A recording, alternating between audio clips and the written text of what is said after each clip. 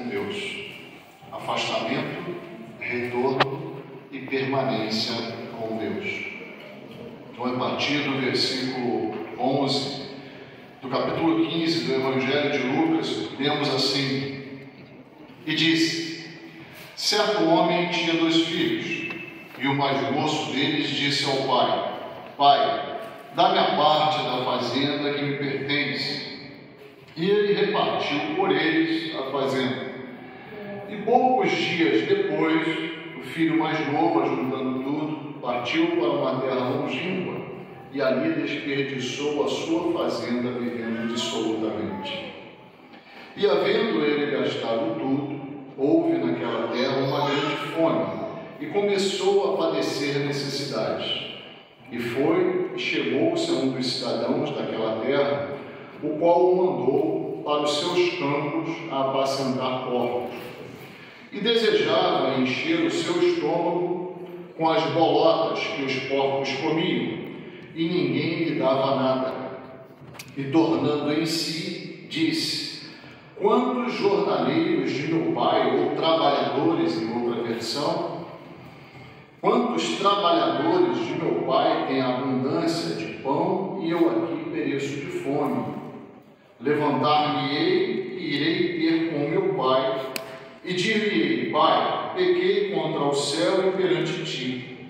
Já não sou digno de ser chamado teu filho. Faze-me como um dos teus trabalhadores. E levantando-se, foi para seu pai.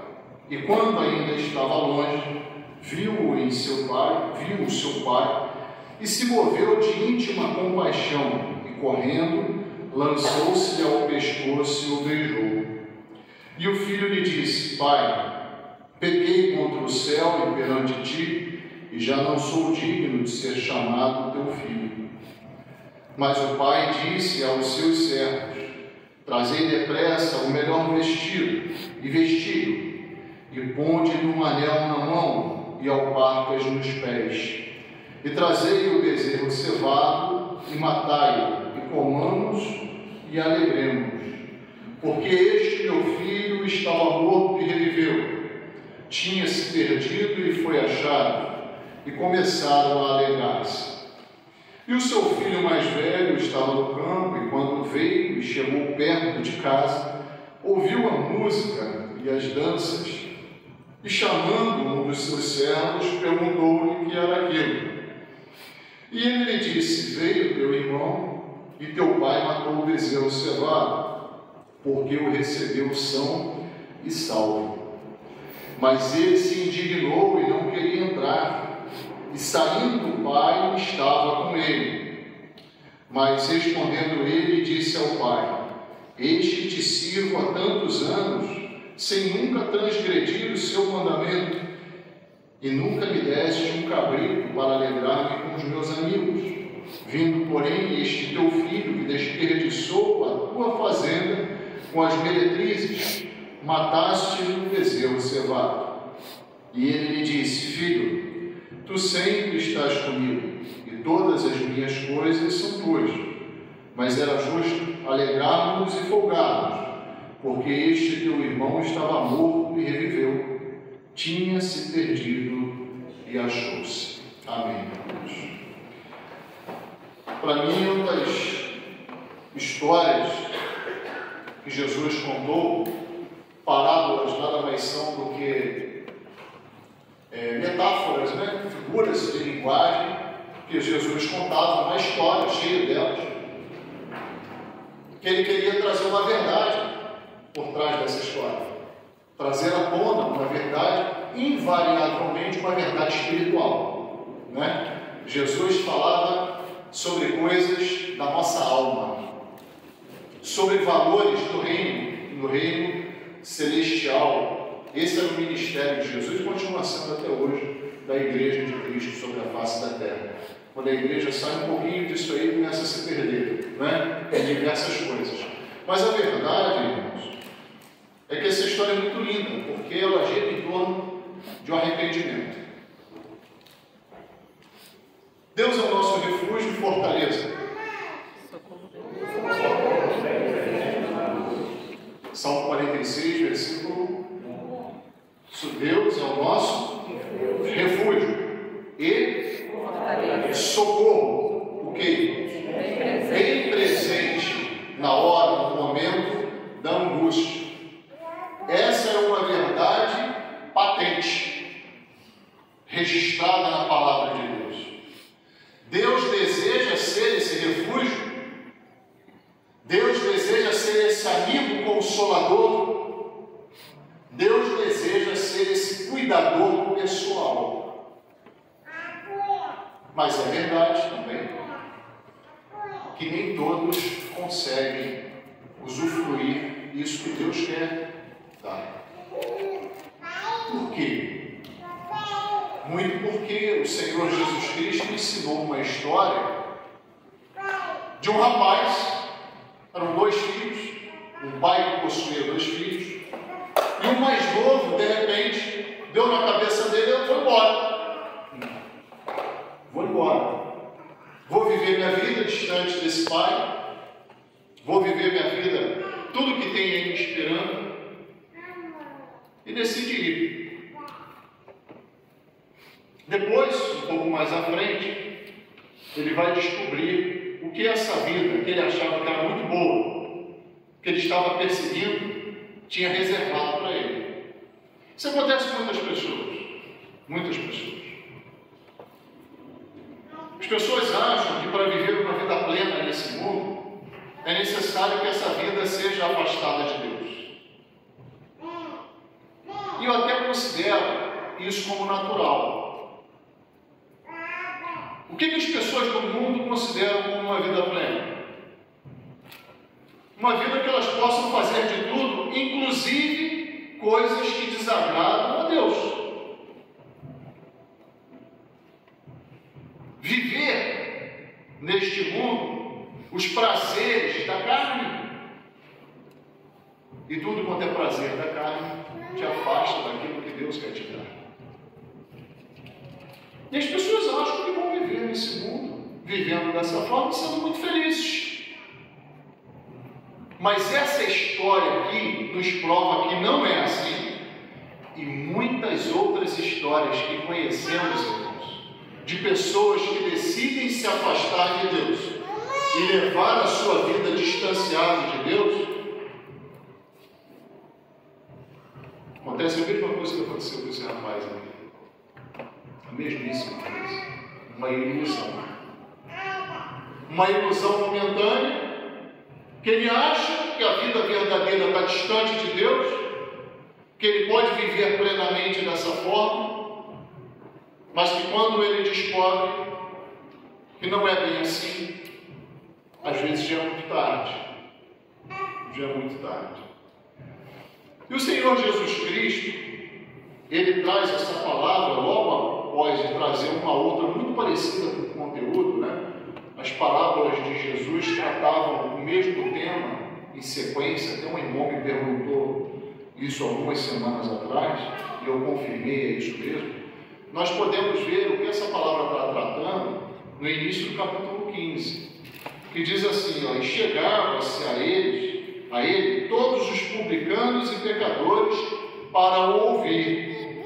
E os fariseus e os escribas murmuravam, dizendo: este recebe pecadores e come com eles. E ele lhes propôs esta parábola, dizendo, e na sequência propôs essa que acabamos de ver. Definitivamente, Jesus não veio para os sãos, mas para os que se reconhecem doentes e enfermos. Definitivamente. Jesus sentava, conversava, se alimentava com pessoas que os judeus chamavam de pecadores, importante dizer isso, né? Os judeus que nomeavam essas pessoas assim, porque tinha a intenção profunda no seu coração de resgatar essas pessoas. Ele veio para isso.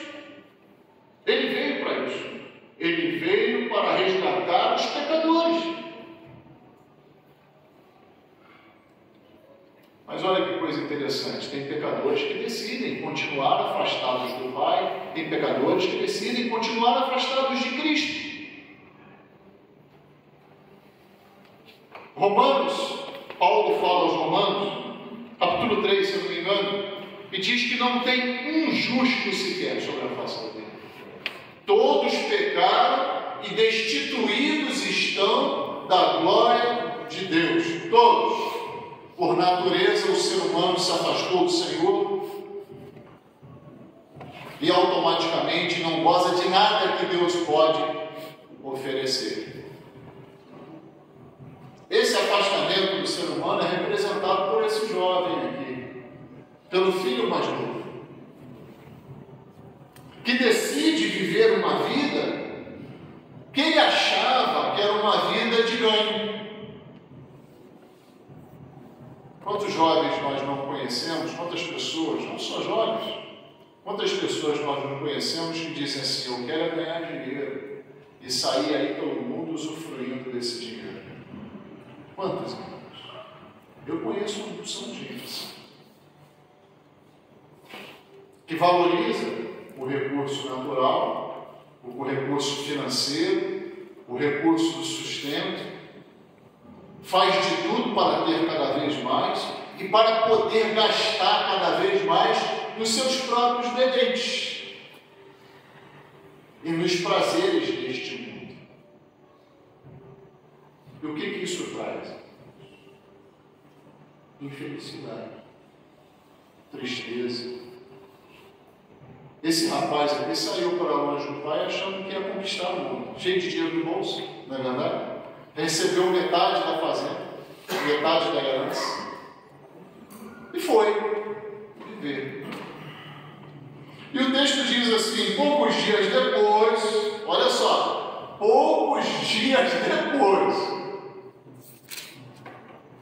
as pessoas acham que vão se distanciar de Deus e viver uma vida maravilhosa durante muito tempo.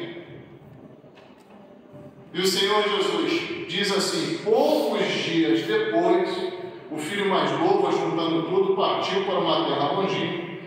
E ali, o que ele fez? Desperdiçou a sua fazenda vivendo dissolutamente. Dissolutamente significa uma vida vazia, sem equilíbrio, apegado às coisas desse mundo e gastando tudo nas coisas desse mundo. E o que acontece quando nós fazemos isso? Como diz o ditado, dinheiro na mão é o quê?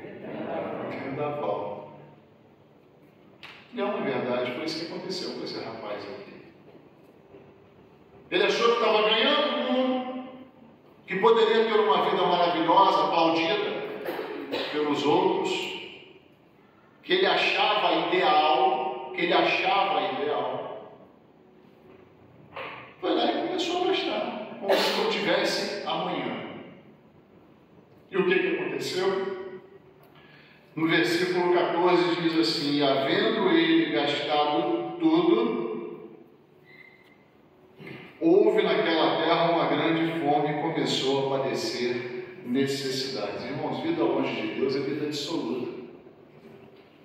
Vida longe de Deus é uma vida desequilibrada, que inclusive os nossos recursos vão embora. Vão embora. Quantos nós vemos aí, de repente, a economia de um país ruim, as bolsas caem, e quantos ricos nós não vemos saltando dos prédios, dando tiro na sua própria cabeça? Porque a vida deles girava em torno daquilo dali. Então, quando cai, o que acontece com a vida deles? Vai junto.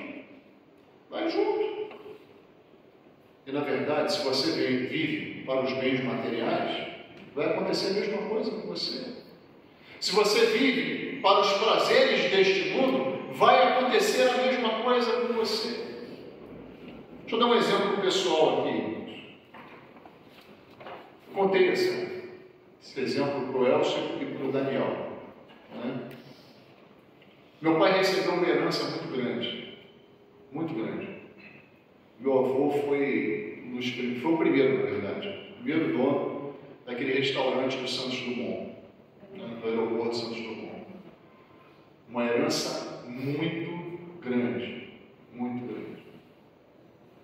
Os irmãos sabem qual o valor que eu usufruí dessa herança? Nada. Nada. Só para ver como é nada, eu paguei os últimos anos de aposentadoria do meu pai, para ele poder se aposentar com um salário mínimo por mês. Foi eu que paguei quando comecei a trabalhar. Hoje, o que meu pai recebeu de herança, prestem bem atenção, o que meu pai recebeu de herança hoje, mais de 10 milhões de reais. Hoje. Sabe como é que foi isso tudo, irmãos? Jogo. Aposta em cavalo, jogo do bicho. Foi tudo, irmãos, tudo. Minha infância, sabe como é que foi? Sentado assim, no meio-fio do supermercado, com a mamãe juntando as coisas em casa para fazer uma pizza e ir para a porta do supermercado para poder vender, para colocar um pouco de dinheiro dentro de casa para a gente ter pão. Para a gente poder comprar leite. Meu pai foi morar numa casa caindo aos pedaços em Belfort Roxo. Essa foi a minha infância e a minha adolescência. Não muito da adolescência, porque eu com 16 anos eu já comecei a trabalhar e fui ver minha vida. Pegou tudo. E em poucos anos, o que sobrou? Nada.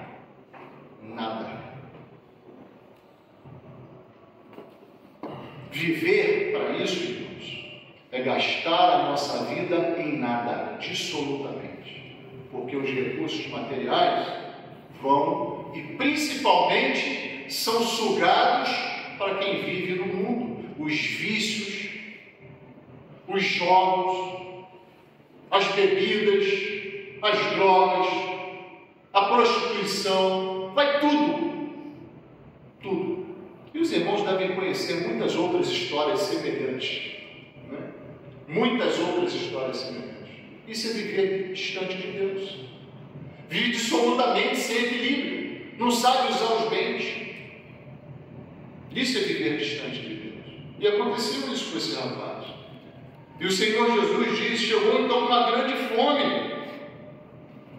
E começou a padecer o quê? Necessidade. Ora, quem antes botou metade de uma fazenda no bolso e saiu feliz da vida, em pouco tempo não estava pensando em passar necessidade. A coisa faz assim, a vida vira. De repente ele está passando o quê? Muitas necessidades. A ponto, irmãos, a ponto. E aí uma coisa, um parêntese importante aqui. A ponto dele procurar ajuda no mundo, e diz o texto aqui: foi e chegou-se a um dos cidadãos daquela terra, o qual mandou para os seus campos apacentar porcos. Está achando pouco? E desejava encher o seu estômago com as bolotas que os porcos comiam, e ninguém lhe dava nada. Essa é a amizade do mundo. Com certeza, quando ele tinha muito dinheiro, como é que estava de amizade perto dele? Assim. Não é? A amizade do mundo é assim. Você tem recurso, está todo mundo perto de você. Você não tem mais recurso, todo mundo te deixa. Por quê? É uma amizade de interesses. Enquanto você tem, se me interessa. Você pode dar alguma coisa para mim, eu estou perto. Quando você não tem mais, eu não quero mais saber de você. Você que se vive com os seus problemas. Essa é a amizade de bar, a amizade do mundo. É essa amizade. Ninguém lhe dava nada. Essa é a resposta do mundo para quem investe no mundo. Quem investe no mundo tem esse retorno aqui. Quem abandona Deus e investe no mundo tem esse retorno aqui. Nada. E é interessante, irmãos, que essas bolotas é como se fosse a nossa lavagem hoje. Ele desejava comer a lavagem dos porcos, nem isso davam para ele. Investe no mundo e tem como retorno isso aqui. Ó. Maldade, dureza de coração, essa é a resposta do mundo.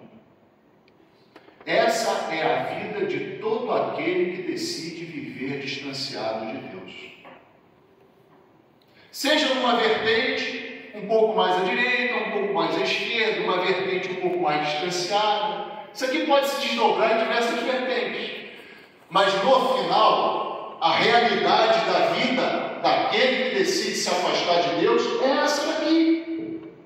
Sofrimento, angústia, choro, tristeza, decepção. Porque o pecado causa isso. O pecado causa isso naturalmente. A decisão de viver pecando é isso aqui. O resultado é esse aqui. Não tem como ser outro. Não tem como ser outro. Agora, nós falamos do afastamento. Mas esse rapaz não é um exemplo só negativo para nós. Ele também é um exemplo positivo. Porque nós vemos, depois que ele passou isso tudo, olha só, irmãos e amigos, nós não somos animais irracionais. Deus nos fez a sua imagem e semelhança. Nos deu capacidade de parar para pensar, olha o que eu estou passando. Olha a minha vida. Eu preciso fazer alguma coisa para mudar. Eu não posso continuar nessa mesma situação. Eu tenho uma cachorra lá em casa muito grande, né? Muito amorosa. Acho que é por causa do nome dela. O nome dela é Amora, né? Muito amorosa. O bicho em pé quase deu tamanho, né? Mas se os irmãos forem lá, ela é mais doce do que um pincher. Que é desse tamanhozinho assim. E é mesmo, quase já fui mordido por um pincher. Mas na verdade, irmãos, ela é um ser irracional. Há um tempo passado, não sei, acho que uns 2 ou 3 anos, ela ficava atrás de um porco-espinho que passava no fio, dos fundos da minha casa. Latindo, latindo, latindo, quando o porco-espinho enorme, um porco-espinho desse tamanho assim, por isso que mato, né? Aí eu falava para Ana, o dia que esse bicho cair aqui, não vai dar boa coisa não, né? E aí teve um dia, assim, está chovendo muito, ventando, uma virada de tempo de madrugada, eu acordei de manhã para fazer o café da manhã de Maria Isabel e ajudar ela a sair da escola. Era de madrugada, 5h30 da manhã, 5h pouco da manhã. E eu escuto aquilo assim na varanda. Falei, que história é essa? Que barulho é esse? Irmãos, quando eu vou ver, é a Amora passando a pata, tentando tirar espinho daqui do pescoço até aqui a testa. Cheio de espinho, cheio. E eu, desesperado, comecei a tirar aquilo um a um. Olha só. Quando ela abriu a boca, eu falei, não tem condições. Cheio de espinho na boca, atravessado na língua, na gengiva, estava tudo tomado, tudo tomado. Aí ele vai precisar levar para o veterinário, né? Teve que ir para o veterinário dá uma anestesia para poder arrancar aquilo um a um. E depois de algum tempo ainda passava a mão aqui no pescoço dela, volta e meia eu me espetava, porque o organismo dela foi expelindo aqueles que quebraram, né? Mas por que eu estou contando isso para os irmãos? Provavelmente, se o bicho cair lá em casa de novo, o que ela vai fazer? Vai de novo lá atrás dele. Apesar de ter passado por tudo isso. Por quê? O cachorro é um ser irracional. Ela age por instinto. O ser humano não é assim. O ser humano não é assim. Ele tem capacidade de ver o caminho que ele escolheu e olhar para as consequências dessa escolha e falar assim, onde eu me meti? Olha o que eu estou colhendo na minha vida. Eu preciso voltar atrás. Eu preciso me arrepender. E foi exatamente isso que esse rapaz fez.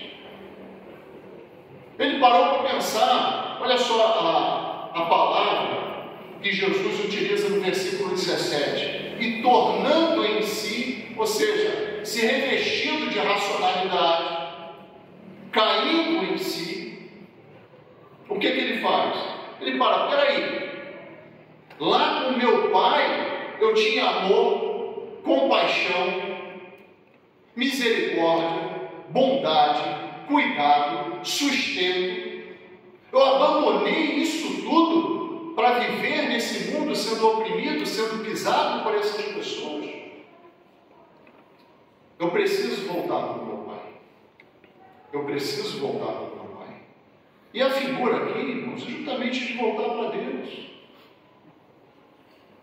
Deus deixou um caminho para nós voltarmos para Ele. Jesus declarou: eu sou o caminho, a verdade e a vida.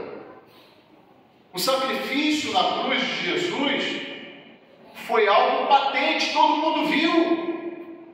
Foi em cima de um monte, ele foi pregar, para que todos olhassem para aquele sacrifício. Até hoje, está registrado aqui, para que todos olhassem para aquele sacrifício e enxergassem o caminho de volta para o Pai.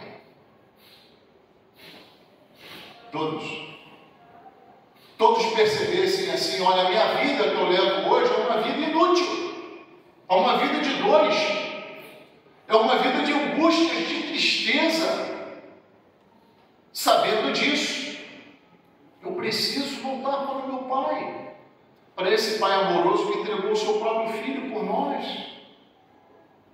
Eu preciso aceitar esse perdão dele. E olha que coisa interessante, né, irmãos? Quando a pessoa faz isso, quando a pessoa se coloca no caminho de retorno para o Pai não espera nem ela chegar.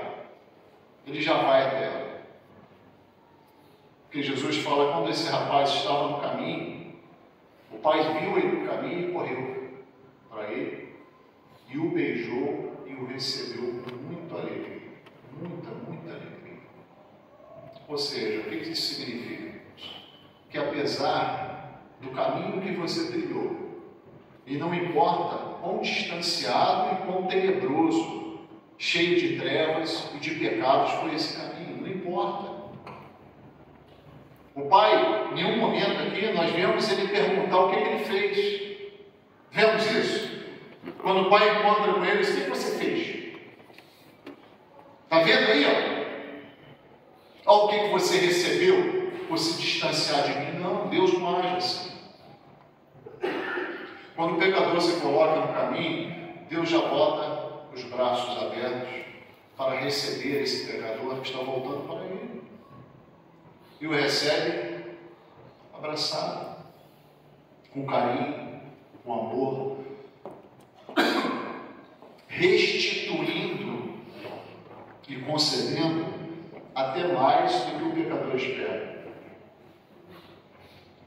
Um pecador verdadeiramente arrependido, ele olha para Deus e diz assim: Senhor, só tenha misericórdia de mim.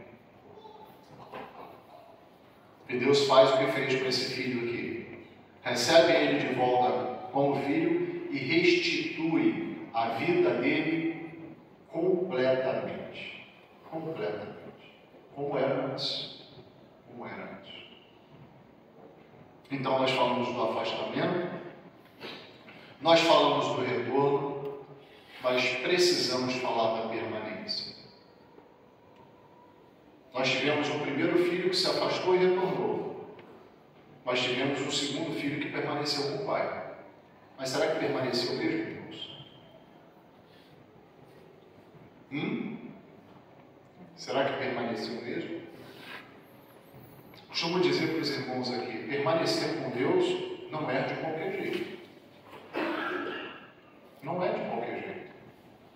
Frequentar a igreja não é permanecer com Deus.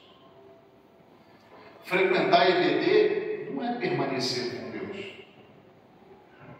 O quanto essa frequência está fazendo diferença na sua vida? Quanto a palavra de Deus que você ouve aqui, que você ouve ensinada lá na EBD, está transformando a sua vida? Porque apesar desse filho mais velho ter ficado com o pai, o O coração dele estava completamente distanciado do Pai, distanciado de Deus, completamente distanciado. Quando o pai fala que estava fazendo uma festa, e deve ser feita mesmo, né? Hoje tem festa no céu, sabia, Daniel? Hoje tem festa no céu. Na verdade, a festa no céu começou naquele dia lá, que com prantos e com lágrimas, você confessou o seu pecado diante do Senhor Jesus Cristo e o recebeu como seu Salvador. Hoje, essa festa continua no céu, porque você vai se batizar. Tem festa no céu, tem alegria. Quando um pecador se arrepende, o que acontece, irmãos? Deus se alegra ou se entristece? Se alegra muito. E essa figura aqui, um filho que retornou arrependido e recebeu novamente a vida do pai, precisava receber festa. E assim o pai recebeu. E o filho, que teoricamente estava perto do pai, se indignou. Olha, eu estou tendo tempo contigo, você não me dá nenhum cabrito. E acusou o irmão.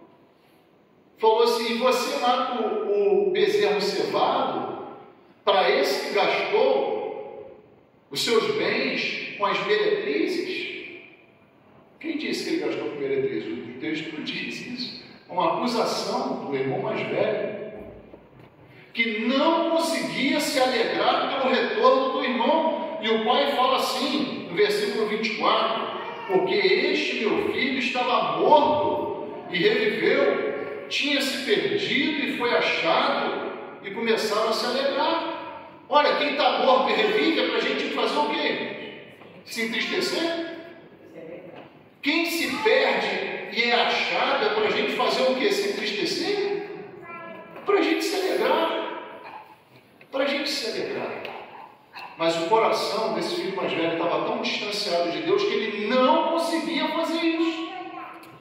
E isso é um alerta para todos nós, irmãos. Um alerta para todos nós. Paulo fala para a gente ter muito cuidado com a raiz de amargura que vai crescendo dentro do nosso coração. Às vezes você pode ser um excelente crente, está na igreja todo domingo, toda quarta-feira, participa da igreja. O quanto isso está se tornando em comunhão e adoração pessoais. O quanto isso está se tornando. O quanto você está avaliando se realmente nos seus momentos sozinhos com Deus, aqueles momentos são realmente verdadeiros e de uma transparência e comunhão únicas. O quanto, irmãos? Porque senão a gente vai agir que nem esse filho aqui. Apesar de estar aparentemente próximo do pai, as suas atitudes e falas o condenam, porque na verdade não está. E olha que coisa interessante, todas as vezes que estamos nessa situação, Deus fala ao nosso coração para a gente também fazer igual o filho mais novo. O filho mais novo não se desviou, mas se arrependeu e retornou. Mas quem está perto também tem que fazer a mesma coisa. Se você achar e identificar que o seu caminho está distanciando do Pai, ou se distanciou ou já distanciado, né? Apesar de você estar aqui todo domingo, toda quarta-feira, isso precisa ser revisado o quanto antes, porque Deus te chama para fazer isso. Olha o que Deus fala, né, como Pai, a figura de Deus aqui, no versículo 30, ele diz assim, versículo 31, e ele lhe disse: filho, tu sempre estás comigo e todas as minhas coisas são tuas. Mas era justo alegrarmos e folgarmos. Quer dizer, chama o filho de volta à centralidade. Você não está perto de mim? Eu sou assim. Então as suas características devem ser o quê? Idênticas às minhas. Porque este teu irmão estava morto e reviveu. Tinha se perdido e achou-se. Ou seja, ele repete o que ele disse lá atrás. Se você não se alegra com o seu irmão, se você não se alegra com esse momento de salvação, se você não se alegra com o momento de batismo, você começa a ficar vazio. E na verdade você não demonstra que você é realmente filho do Pai. Porque Ele deseja que você tenha os mesmos sentimentos que Ele tem. Concluindo, você que nos visita hoje, que se encontra nessa situação de perdido, que você decidiu se afastar da verdade de Deus, do caminho de Deus, é tempo de retornar. Deus te chama para você retornar, para você cair em si e retornar para Ele arrependido de tudo que você fez. E a Bíblia mostra não só nesse texto, como diversos outros, que Deus te espera no caminho de braços abertos para lhe conceder perdão, assim como concedeu a Daniel. Não espere para retornar para Deus, retorne logo, retorne logo. E nós, irmãos, que estamos na teoria, todos perto de Deus, decidimos já ficar perto de Deus, não foi uma decisão nossa ficar perto de Deus. Estejamos realmente perto. Adquiramos as características do Pai. Vamos nos alegrar com aquilo que Deus se alegra. E vamos nos entristecer com aquilo que Deus se entristece. Vamos nos alegrar com a salvação, com a vida, com a santidade, com a comunhão, com a adoração, com o louvor. E vamos nos entristecer em todo o embaraço e o pecado que tão de perto nos rodeia. Assim deseja Deus para a nossa vida e assim vamos demonstrar que somos filhos realmente que estão perto de Deus, do Pai. Que Deus nos abençoe. Amém.